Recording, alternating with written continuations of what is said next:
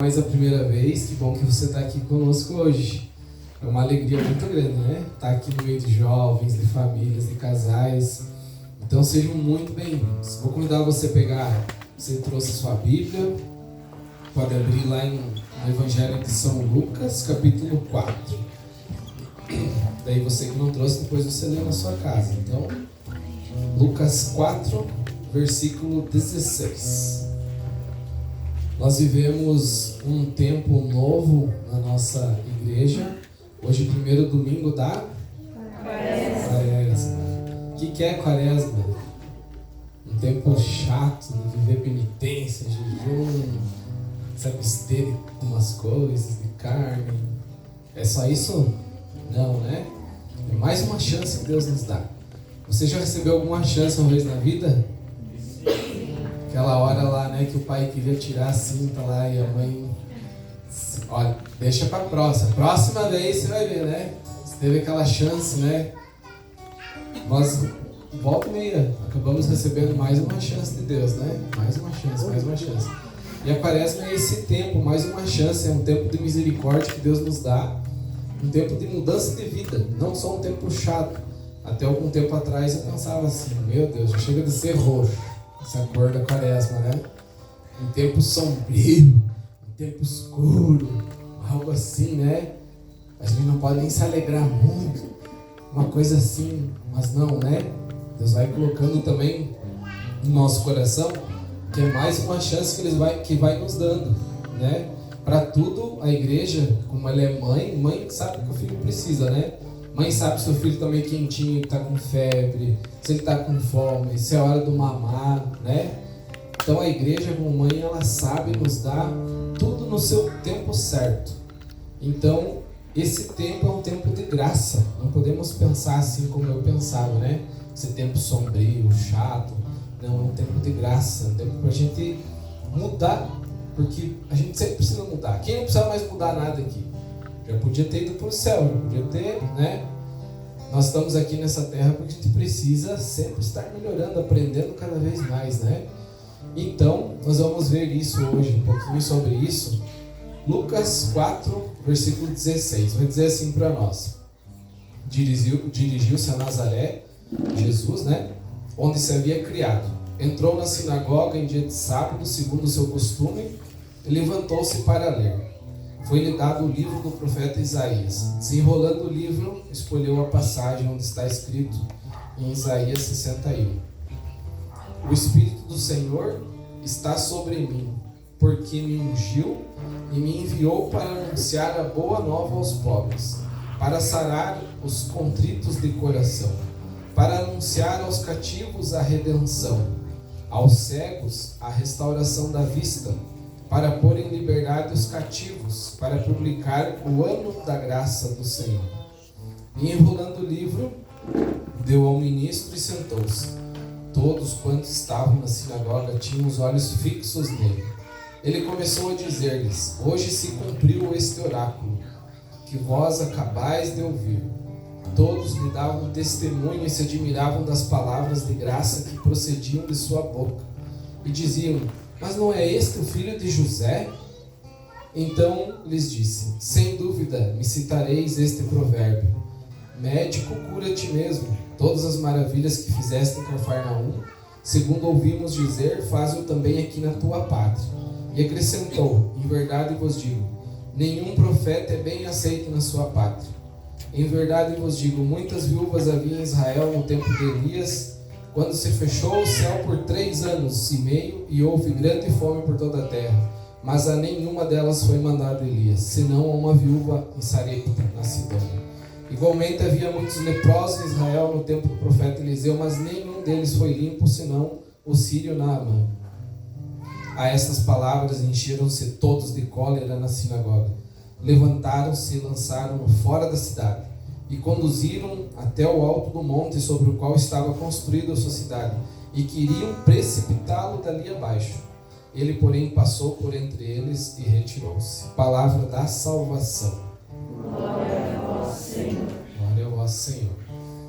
Jesus chega nesse templo, nessa igreja, e vai fazer uma leitura, e ele lê esse trecho do profeta Isaías, e ele vai dizer para o povo lá: eu sou essa pessoa do que essa leitura está falando. O povo lá de Nazaré não acreditou nele. Queriam escorraçar com Jesus de lá, queriam matar ele. Aí Jesus conseguiu levar ele lá para ser precipitado, ser jogado lá naquele monte. Jesus conseguiu sair do meio deles e foi, pregar mais um pouco, mais um tempo. Nessa leitura,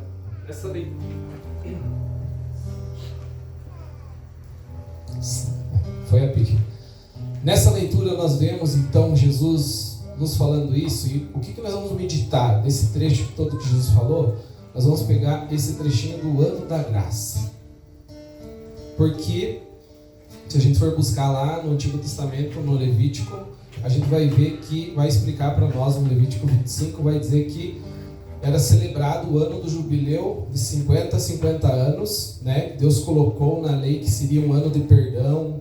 Quem devia alguma coisa, a dívida era sanada, o perdão, era dado a todos. E olha só, Jesus fala ali desse ano da graça. Esse ano que nós estamos vivendo também é um ano de muita graça. Nós estamos vivendo um ano do jubileu, 2025 anos que Jesus passou por aqui. Jesus veio, o próprio Deus veio como homem nessa terra. Então, nós estamos comemorando esses 2025 anos. Então, é um ano também de muita misericórdia. Nós conseguimos alcançar muitas graças nesse ano, se a gente quiser. Se a gente lutar para isso, para conquistar isso. Então, o nosso próprio santuário já está decretado que o nosso santuário é um local de visitação em que a gente pode alcançar indulgência plenária. A gente só precisa fazer essa caminhada até o santuário e, claro, buscar a confissão, viver a Santa Missa lá, e a gente pode alcançar indulgência plenária durante todo esse ano. Então nós não podemos perder tempo, E Jesus assim, ele vem e diz: eu estou abrindo um tempo novo na vida de toda a humanidade, A partir da minha pessoa eu dou o tempo da misericórdia. Então, na leitura de Isaías, depois do ano da graça, se a gente for continuar lendo, se pegar lá Isaías 61, que foi o trecho que o próprio Jesus leu, a gente vai ver que vai falar também, que fala de um tempo de vingança.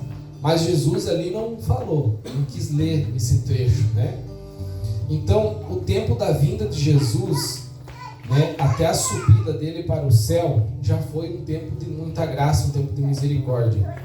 E é um tempo de nós mudarmos a nossa vida. É um tempo que Jesus nos dá até Ele nos chamar, até nós tivermos o nosso encontro com Jesus. Nós estamos vivendo esse tempo de misericórdia, esse tempo de mudança. Mas para que isso? Hoje em dia, pouco a gente escuta falar, de ir para o céu, de ir para o inferno. Quando a gente fala alguma coisa assim, de inferno, de céu, as pessoas acham que a gente está sendo assim, muito radicais, a gente está sendo... Mas eu queria dizer uma coisa para vocês: não mudou, continua a mesma. A doutrina da nossa igreja é a mesma. Nós temos duas opções para nós irmos, ou para o céu ou para o inferno. Para o céu, a gente vai passar pelo purgatório antes. É difícil uma pessoa passar correndinho pelo purgatório. A gente vai ter que dar uma purificada lá. E no purgatório, às vezes a gente pensa assim: vai ser um local que eu vou estar descansado, eu sei que eu vou para o céu. Mas lá no purgatório, a gente não vai ser assim uma sala VIP com ar-condicionado. Você está esperando o seu voo chegar, Está lá atrasado o seu voo, mas está lá, você sabe que uma hora você vai subir. Você está lá assim na boa, vem te oferece uma aguinha mineral, um lanchinho, uma bolachinha recheada para você adoçar. Não, gente. Purgatório já diz, é purificatório, Não chega a ser tanto de purga, para ser purgatório, Mas incomoda com umas purgas, até mais. Então lá no purgatório, essa salinha VIP que você vai ficar, você vai fazer isso aqui, ó. Você vai fritar como aquele hambúrguer que você põe na frigideira com um pouquinho de banho ali, de azeite. Você vai fritar no purgatório, irmão.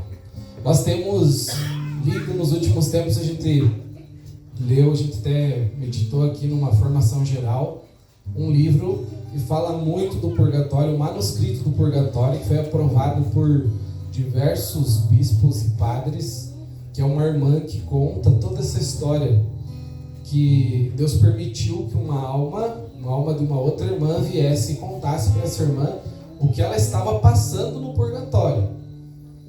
E vocês lembram, quem estava aqui nessa formação geral, lembra que partilhou todo o livro. Eu digo para vocês, é incomodativo você ler esse livro, porque nunca mais você vai querer ser o mesmo. A gente vai estar procurando se corrigir cada dia mais. E agora, há pouco tempo, o professor Rafael Tonon gravou um vídeo no YouTube lá do Padre Francisco Amaral, no canal do YouTube, onde ele responde muitas coisas sobre o purgatório, e ele fala da Maria Sima, onde ela tinha esse dom de visões de almas que vinham pedir ajuda para ela, de almas que estavam no purgatório. E as revelações também são chocantes do que as pessoas vivem no purgatório. Então, não fique só na espera assim que vai dar tudo certo, vai ficar lá no purgatório, porque o purgatório tem diversos graus também, tá? Então, assim, vamos procurar viver bem esse tempo. Deus está nos dando uma chance agora, nesse início de quaresma, por uma mudança de vida aqui, já, porque quando eu estiver lá no purgatório, eu não vou mais conseguir estar rezando por mim, pela minha salvação. Eu vou conseguir rezar pelos meus que estarão aqui. Mas por mim, pela minha salvação, é os que estão aqui que vão ter que rezar. Mandar rezar missa, rezar via sacra, rezar muitos terços, rosário. E se lembrarem, porque se depender do quanto a gente reza pelos desfalecidos, Quando eu li esse livro, eu pensava assim, Jesus, se depender de tudo o que eu rezo pelos que já faleceram na minha família, ninguém vai rezar por mim, gente. Poucos, né? Então, nós precisamos disso também, lembrar dos nossos falecidos, mandar rezar a missa, que às vezes a gente pensa assim, é um tempinho de purgatório. Mas então, eu vou contar só um trechinho desse vídeo do professor Rafael Tonon, onde apareceu um dia para Maria Sima um papa, e ela dizia assim, santidade, o senhor aqui no purgatório. E esse papa fazia apenas 400 anos que ele estava no purgatório. Aí Maria Sima falou para ele assim, papa, santidade, 400 anos? Como assim? O senhor foi o discípulo de Pedro? O senhor foi o chefe da igreja, como o senhor está tanto tempo assim? Aí ele falou, né? Quanto mais te for dado, mais te será cobrado. Então, às vezes a gente fica pensando assim, vou deixar, quando eu tiver mais velhinho, eu mudar de vida, procurar mais a Deus, procurar os sacramentos. Aí eu vou mudando de vida, né? As coisas assim. Deus está nos dando uma chance. Deus está nos dando essa chance de uma mudança de vida. E precisa começar agora. Porque nós ainda estamos no tempo da misericórdia, não estamos no tempo da justiça. Mas a gente sonha, né, que a gente só quer ser feliz, a gente só quer buscar a felicidade, procura a felicidade. Parece muitas vezes que ela não existe, e a gente vive numa aflição, uma correria, uma loucura, né? E olha, anos atrás era muito difícil a gente encontrar um jovem deprimido, um jovem com depressão, um jovem cheio de ansiedade, cheio de angústia, porque sempre o jovem era aquele sonhador. Quando nós iniciamos os grupos de jovens da Água Viva, esse ano vai estar completando 20 anos, a gente via o que nos jovens? Aquele sonho, né? Eu vou ser tal coisa, vou fazer tal coisa. Nós sonhávamos, né, Robson? Nós vamos comprar um ônibus, vamos sair tocar para o mundo, nós vamos pregar, vamos levar um ministério de música, um ministério de dança, tudo ali dentro, e vamos viver evangelizando. Então, a gente sempre tinha esse sonho. E hoje a gente vê o que? O jovem com depressão, o jovem querendo se matar. A gente vê, antigamente, quando um adulto encontrava uma criança, uma criancinha, chegava e perguntava assim, o que você quer ser quando você crescer? E a criança contava, né? Eu quero ser igual o papai, eu quero ser tal coisa, eu quero fazer isso, eu quero ir morar lá em tal lugar. Mas hoje em dia, essa pergunta sumiu. Você vê alguém perguntando para os seus filhos, o que você vai ser quando você crescer? Ninguém mais pergunta. Sabe por quê? Por que essa pergunta sumiu? Porque não existem mais respostas. Não existem mais. Nós não temos mais visto tanto criança como jovem sonhar. As crianças não sonham com nada, o jovem também não tem mais sonhos, não tem mais objetivos, porque estamos com a nossa alma aprisionada. Algo aprisionou a nossa alma que não nos deixa mais sonhar, ter aquela esperança, aquele objetivo. E o que será? O que será que tem aprisionado a nossa alma? Nós vivemos como um animal, porque o animal também não tem sonho. O animal não sonha com nada, porque ele não tem alma. Ele espera a comida que você vai dar. Ele ama você porque você trata ele, dá comidinha para ele, dá raçãozinha, dá aguinha para ele, dá um banho nele. Mas ele não tem alma. Mas um jovem, um ser humano tem alma, então tem um sonho, tem um projeto futuro. Mas nós estamos vivendo aprisionados, estamos dependentes de uma droga. E que droga é essa que nós estamos aprisionados? Estamos dependentes dessa droga. Você tem ela aí. Põe a mão no seu bolso aí. Pega o seu celular. Levanta o seu celular. Nós estamos aprisionados. Antigamente, 20 anos atrás, começamos o grupo de jovens Água Viva, a gente ia marcar uma reunião. A gente ligava bem rapidinho para não gastar a ligação.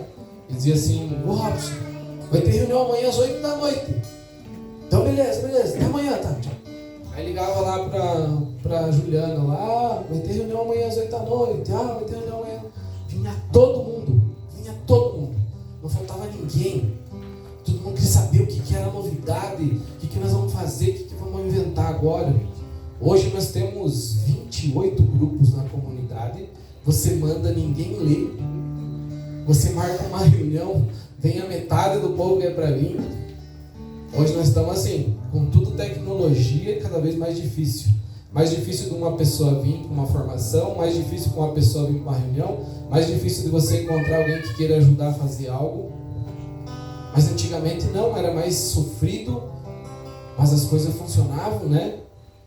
Ou às vezes a gente passava um SMS, quando inventaram o SMS, passava ali, a pessoa via. Hoje você nem olha os SMS lá, né, as mensagens. Não podia passar 50 letras, só cobrava.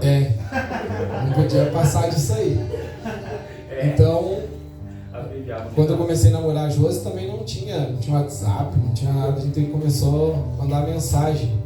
Mas quando eu comecei a namorar ela, o meu celular só recebia mensagem, porque era um Ericsson enorme, assim. Tinha uma linha para carregar. Teu nome é Ericsson. Então a marca, o fabricante era o Ericsson. Então, não mandava mensagem, só recebia. Daí logo eu tive que trabalhar um pouco mais com o celular que mandasse mensagem para a Josi, né? Senão não podia mandar mensagem. E tinha poucos caracteres para mandar, né? Mas olha só. O celular da gente hoje, ele é um microcomputador, que tem tudo aqui. E outra coisa, vocês não sabem, a gente está falando aqui, estão escutando nós. Se você falar várias vezes assim, micro-ondas, vai abrir aqui, vai estar propagando micro-ondas na promoção nas lojas Bahia, que você compra em 25 vezes sem juros e tal, vai estar aqui. Então, tipo, ele está sempre escutando a gente, né? Isso é a tecnologia aí da robótica e tudo, né? Então veja bem, nós estamos dependentes dessa droga que não está nos deixando sonhar com o céu, sonhar com os nossos objetivos, né? O que a gente veio fazer aqui. Nós estamos escravizados, e principalmente escravizados por quê? Por vídeos curtos, né? Aqui na comunidade a gente vai falar com o pessoal da comunicação: não vamos fazer vídeo comprido, o pessoal não olha mais. Então você está viciado só, você não quer assistir mais um vídeo lá de 1 hora, você quer ver só os shorts, só o resumo da coisa, ou só os reels, né? Você quer assistir só aquelas coisas curtinhas. E nós estamos cada vez mais escravos disso. Aí você olha um reel, você olha o outro, você olha o outro, você olha o outro, você olha o outro, olha o outro, olha o outro.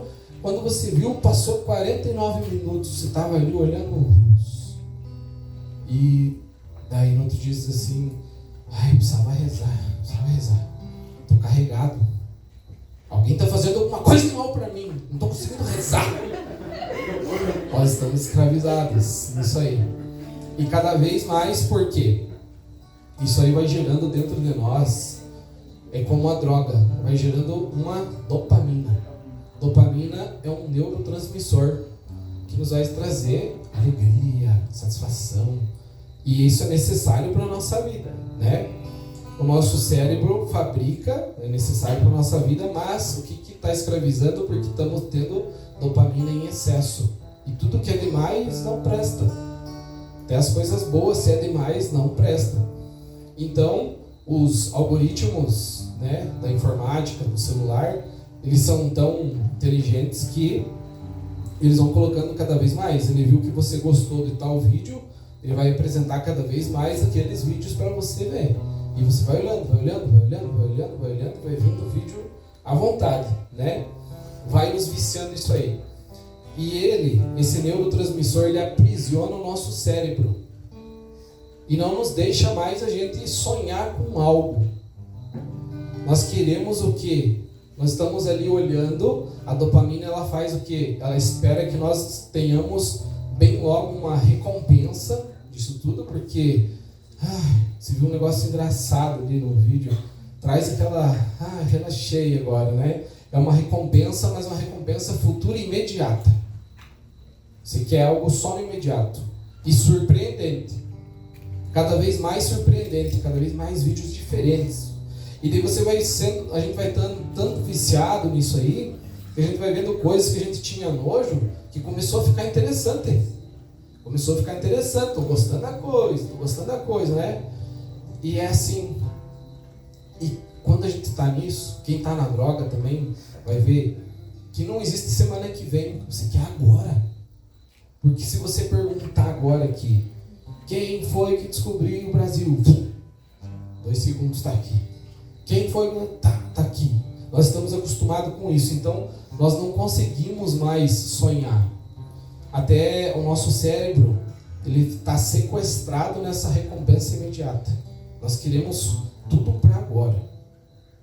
Então assim, nós precisamos chegar num ponto, e esse é o tempo favorável nessa quaresma, esse tempo de graça, da gente ver assim, que o nosso fim, o nosso futuro, a gente precisa ter na nossa mente, no nosso coração, que é o céu. Nós queremos estar juntos de Deus.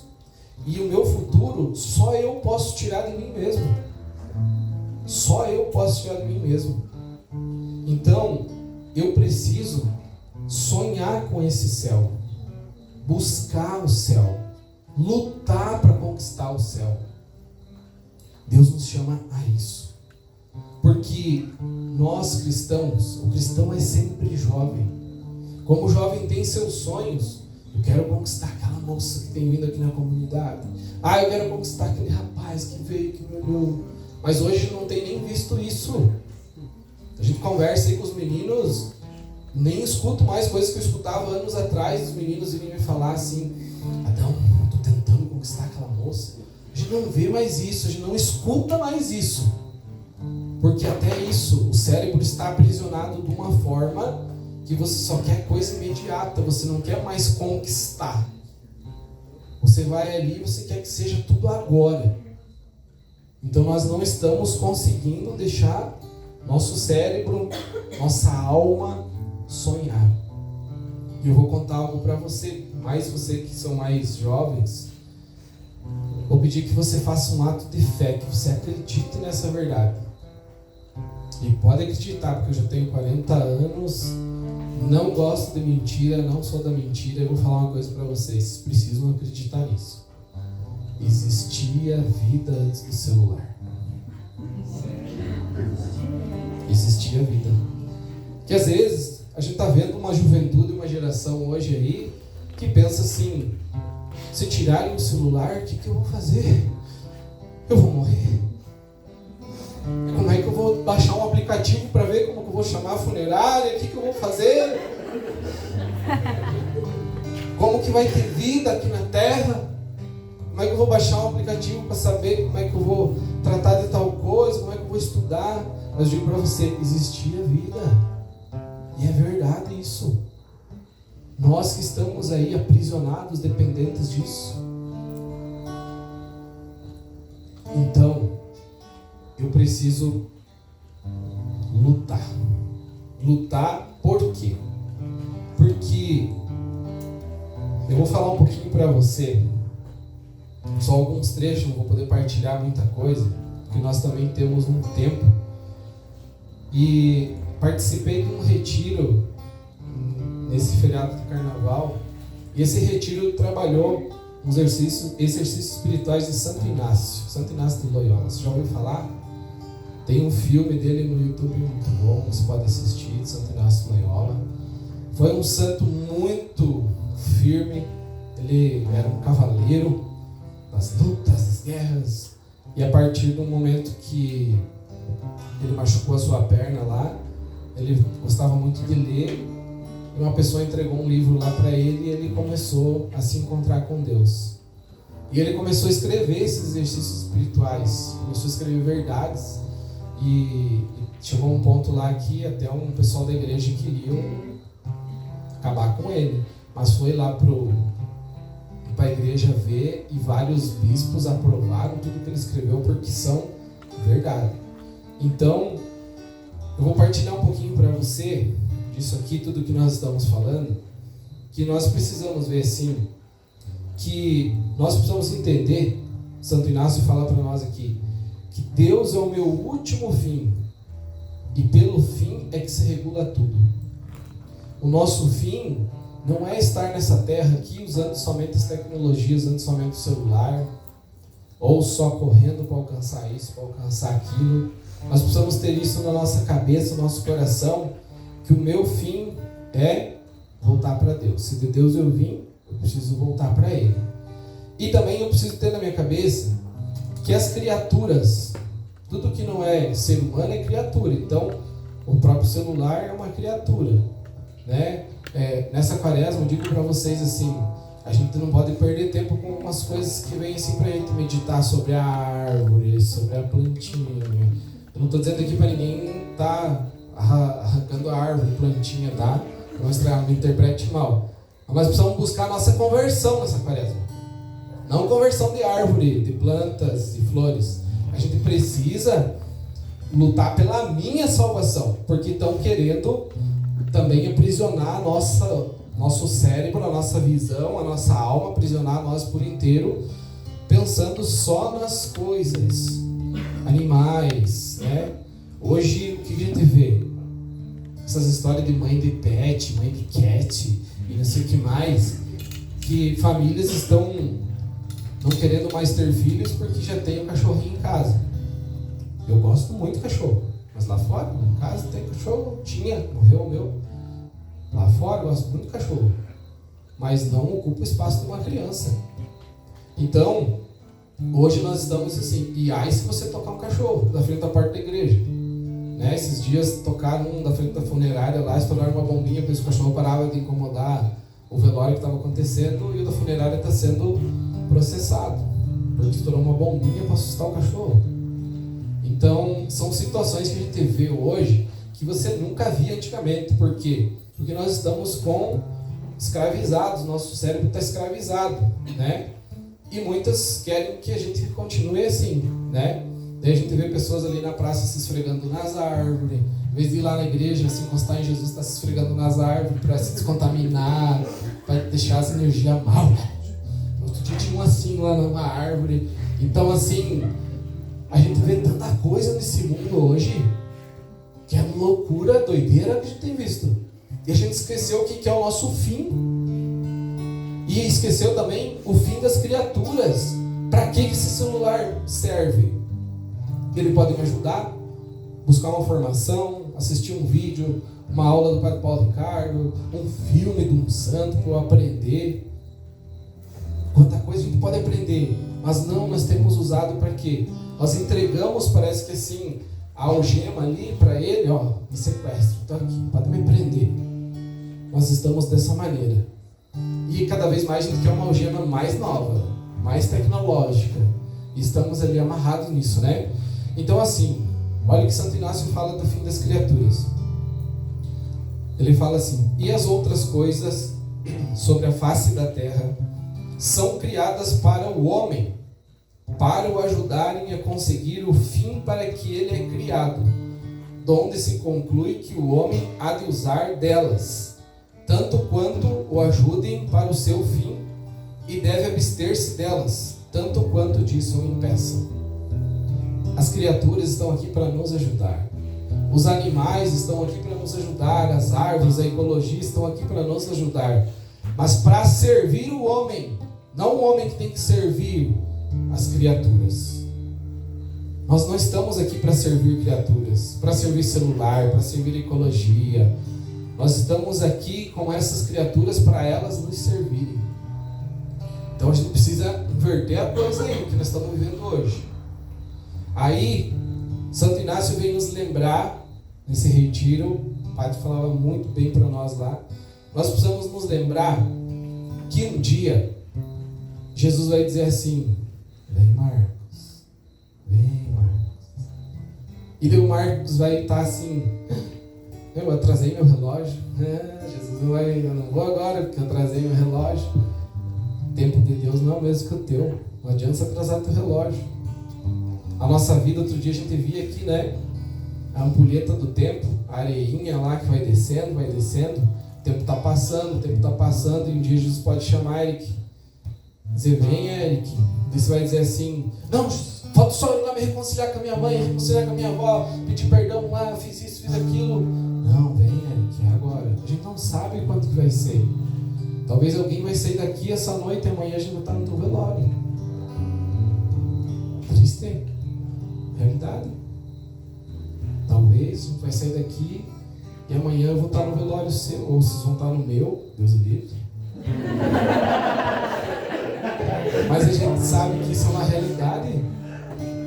Nós estávamos alguns anos atrás no encontrão e morreu o pai de uma moça que estava participando do encontrão com a gente. Olha aí. E a gente não pode mais perder tempo nessa vida, porque pode chegar, pode ser hoje que Deus vai chamar você. Aí Santo Inácio vai falar aqui da morte. Aí ele vai dizer assim, ele meditando, né? Ele meditando sobre a morte. Olha só o que ele vai dizer: para que então tantas ânsias, tantos cuidados pelas coisas temporais, as coisas que passam, né? Para que tantas torcidas, tantos cansaços por este saco de podridão que é o meu corpo? Para que resolver o mundo para regalar minha carne, se isto servirá somente para dar de comer aos bichos dentro da sepultura? Alguém já viu um corpo sendo exumado no cemitério? Não? Só fica osso, né, Dani? Você já viu? Tudo que uma pessoa fica lá, escolhe aquele melhor caixão, tudo lá, tá lá cheio de flor. Quando você vai lá exumar depois de 5 anos o corpo, vai mudar de local, tá lá só ossada. E cabe tudo num saquinho desse tamanho, uma sacolinha assim, cabe todos os ossos ali. Daí pode enterrar outra pessoa ali, deixando do ladinho os ossos ali. E olha só o que Santo Inácio vai falar para nós. O mais comum engano desta miserável vida é que as coisas da terra, como mais vizinhas aos meus sentidos, me parecem grandes. Parece que as coisas aqui são grandes. Você está lutando por tal coisa, está lutando por isso, por aquilo, né? As coisas do céu, pelo contrário, como estão distantes, parecem pequenas. Parece tão longe. Parece que vai demorar tanto, né? Aí ele vem falar para nós: se eu tivesse de ir para a China ou para outro lugar ainda mais remoto, com quanto cuidado me prepararia o necessário para essa grande viagem. Eu procuraria me desligar de todas as minhas tarefas do momento, tentaria aprender o chinês rapidamente, estudaria a história daquele país, me interessaria a fundo em saber quais são os costumes daquelas regiões, etc. Não ir que nem o Lula, né, que foi lá, não sei onde ele falou da vaca, lá, e a vaca mesmo lá é um deus, né?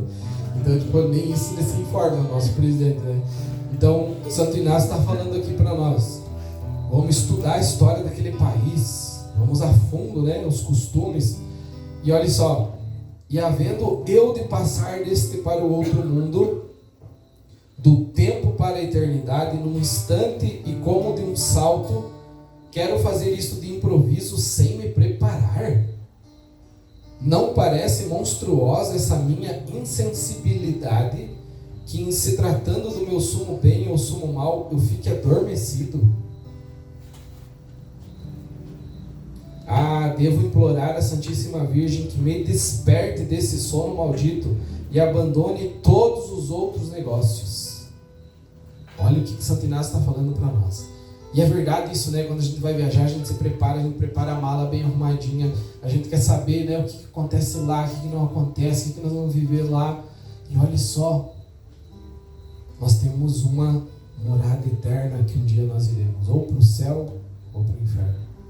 E eu não estou me preparando para essa ida. Eu não estou preparando minha bagagem. O que eu tenho colocado na minha mochila, gente, para eu ir para o céu? O que eu tenho buscado? O que eu tenho buscado melhorar aqui nessa terra? O que eu tenho buscado para aprender, para me formar? Mas Santo Inácio não para por aí. Ele vai dizer: em meu juízo aparecerão subitamente todos os males que eu tenha feito, desde o primeiro uso da razão até o último momento da minha vida. Não escapará falta alguma que fique oculta, nem uma palavra ociosa, nem uma brincadeira, nem uma vista inconsiderada, nem um pensamento livre, nem um momento de preguiça, nem um relativismo, e etc. Mas não posso pensar que aparecerão só as faltas positivas. Igualmente também aparecerão o bem que eu deixei de fazer, o tempo mal gasto, olha só, orações sem atenção e sem respeito à divina presença, conversas nocivas e ações irreverentes, sacramentos frequentados por costume ou indignamente recebidos, meus pecados ocultos e alheios, feitos próprios ou pela cooperação com o mau exemplo. No dia do nosso juízo, vai aparecer tudo isso para nós. Nós teremos essa, como é que é, da consciência, Luiz?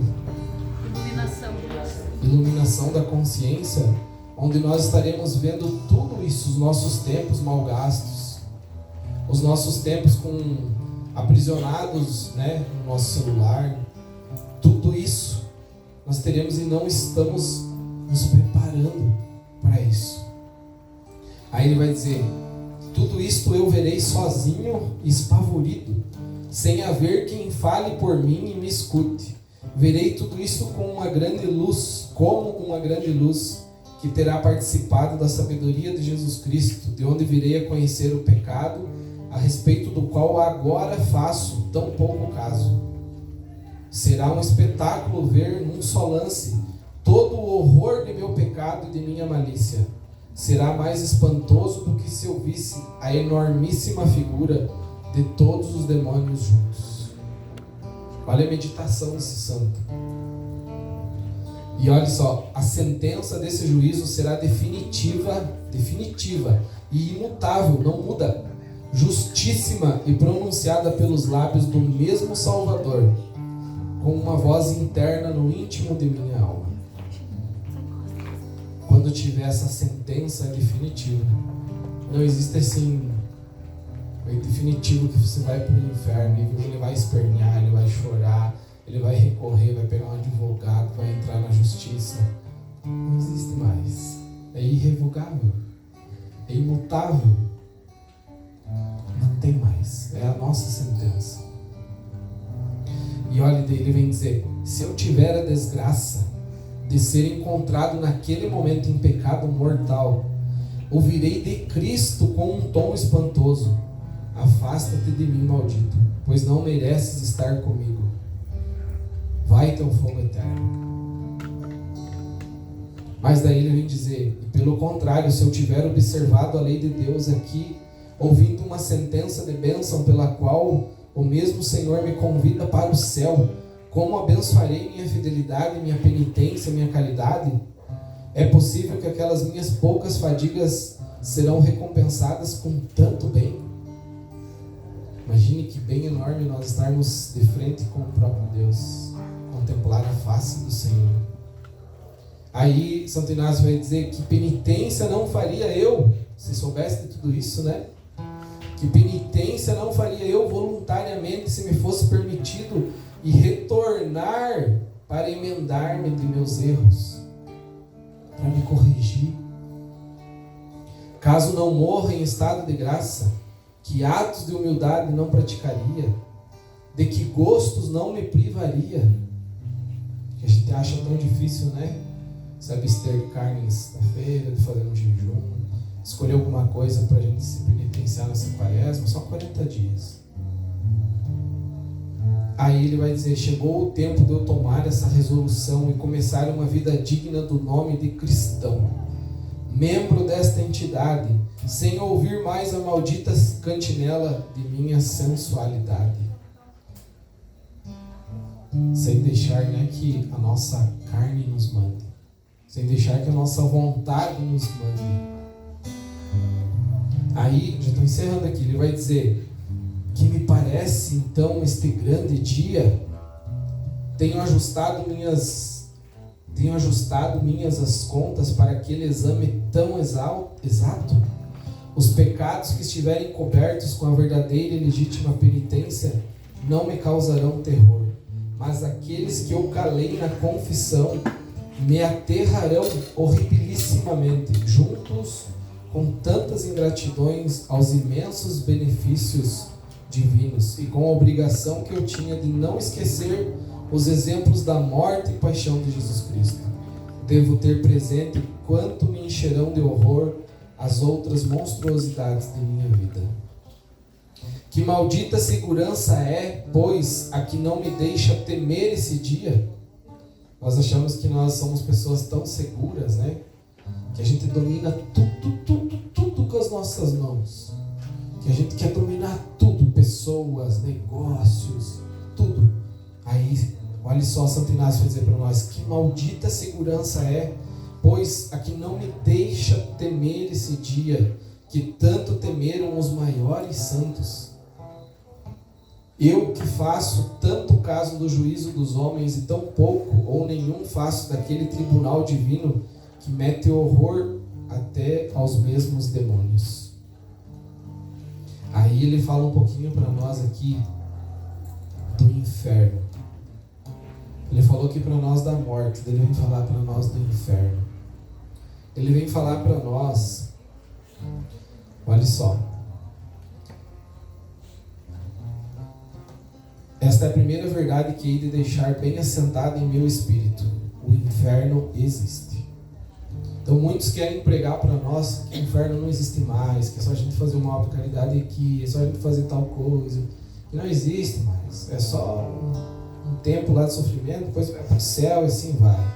Olha só, na magnífica descrição que nosso Senhor Jesus Cristo fez a respeito do fim do mundo, fica patente a existência do inferno. Isso está escrito em Mateus 25, vai dizer assim: o rei se voltará para os da sua esquerda e lhes dirá: retirai-vos de mim, malditos, ide para o fogo eterno, destinado ao demônio e os seus anjos. Estes irão para o castigo eterno e os justos para a vida eterna. Isso o próprio Jesus falou no Evangelho de São Mateus. Então a gente precisa saber que o inferno existe. E ele fala para nós também que uma das coisas mais doídas, né, no inferno é a pena de dano, que é a pena da privação de Deus. É a privação de um bem infinito e, portanto, é de certa maneira infinita. Você sabe que Deus está ali, mas você não pode chegar perto. Você não pode estar na presença de Deus. Aí ele vai dizer assim, que eu reflita, minha alma procura a Deus, mas se eu não morrer no estado de graça, Deus desprezará minha alma com toda a sua virtude infinita.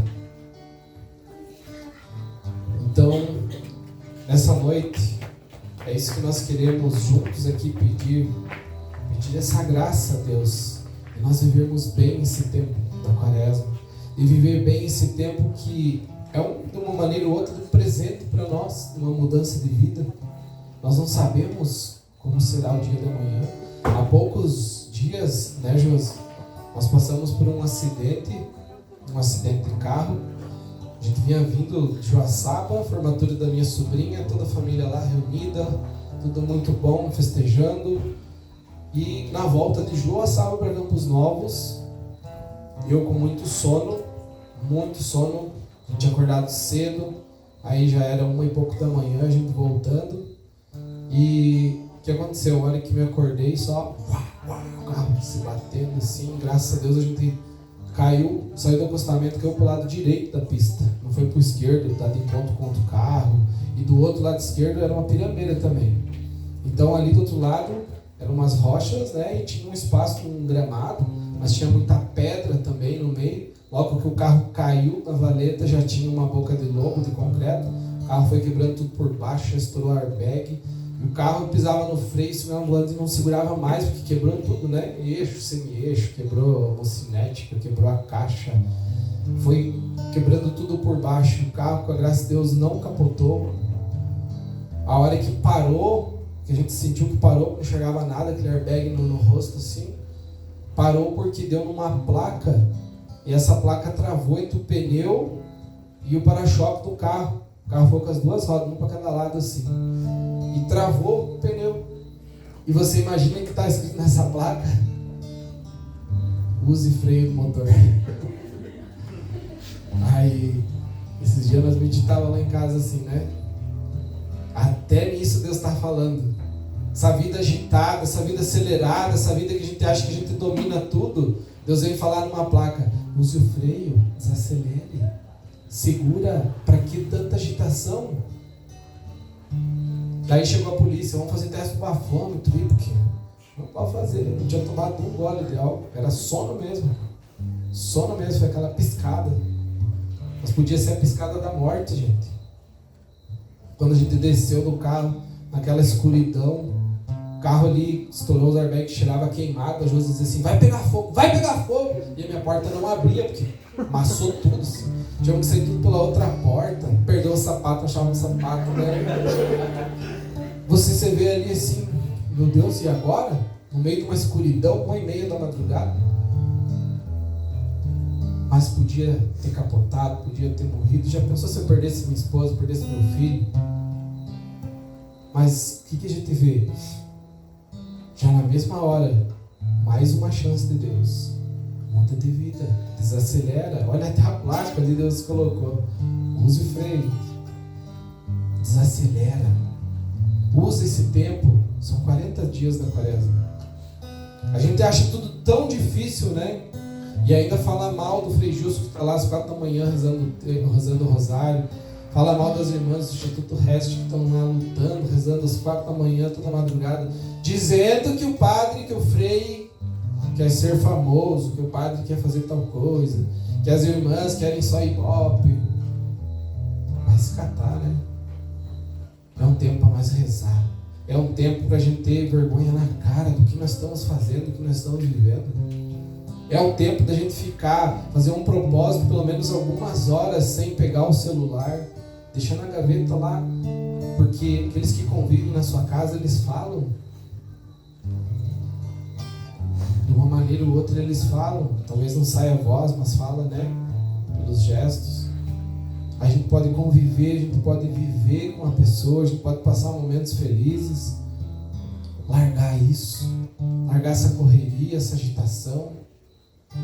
Que esse tempo seja para nós isso, sonhar com o céu, sonhar estarmos face a face com o Senhor, que Ele que nos criou, que nos mandou para esse mundo aqui, sabe para quê? Para nós prepararmos o nosso céu. Mas a gente acha que nesse mundo é que a gente vai encontrar toda a felicidade. A gente acha que cada pouco aparecem mais coisas, né?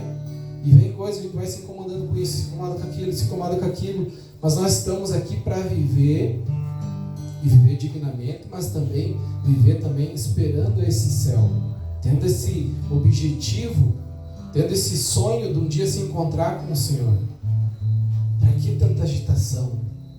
Para que tanta aceleração na nossa vida, né? Então quero convidar você a ficar em pé.